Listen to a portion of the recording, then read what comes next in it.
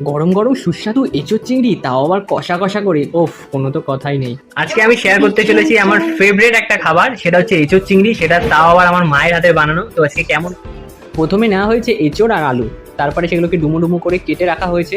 তারপরে মিক্সারে রাখা হয়েছে রসুন, লঙ্কা, টমেটো আর সাথে পেঁয়াজ কেটে। তো তারপরে যাই হোক, এঁচোড় আর আলুটাকে কেটে নেওয়া হলো, চিংড়ি মাছ দেখানো হলো, এনে সাদা জিরা, শুকনো লঙ্কা, তেজপাতা ফোড়ন দেওয়া হলো, তারপরে পেঁয়াজ ভাজা হচ্ছে। তো এবার পেঁয়াজটাকে একটু ভালো করে নাড়াচাড়া করে নেওয়া হচ্ছে। তো নাড়াচাড়া করার পরে ভেজে রাখা এঁচোড় আর আলুটা সাথে রাখাই ছিল, এবার চিংড়ি মাছটাকে এর মধ্যে দিয়ে ভালো করে কষিয়ে নেওয়া হচ্ছে।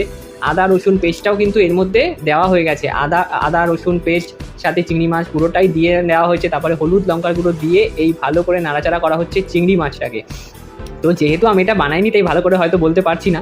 তো যাই হোক, দেখো কত সুন্দর একটা কালার আসছে আস্তে আস্তে। তো ভালো করে একটু কষিয়ে নিতে হবে বেশ খানিকক্ষণ নাড়াচাড়া করে করে। তারপরে নাড়াচাড়া করে নেওয়ার পরে ভেজে রাখা আলু আর এঁচোড়টাকে দিয়ে আরও ভালো করে খানিকক্ষণ কষিয়ে নিতে হবে। ভালো করে কষিয়ে নেওয়ার পরে গ্যাসটাকে লো ফ্লেমে দিয়ে একটু হালকা করে রেখে দেওয়া হয়েছে। তো খানিকক্ষণ পরই দেখলাম এঁচোড়ের মধ্যে জল দিয়ে দেওয়া হলো, তো সুন্দর একটা কালার ছেড়ে এসছে, দেখতেও বেশ ভালো লাগছে। তো তারপরে বেশ খানিকক্ষণ ফুটছে ফুটছে, আমার তো দেখেই জিভে জল চলে এসছে। তো বেশ খানিকক্ষণ পর দেখলাম ভালো কালার এসছে, মা আর একটু জল দিয়ে ভালো করে সুন্দর করে নাড়াচাড়া করে ওটাকে থালা চাপা দিয়ে ঢেকে রাখা হলো।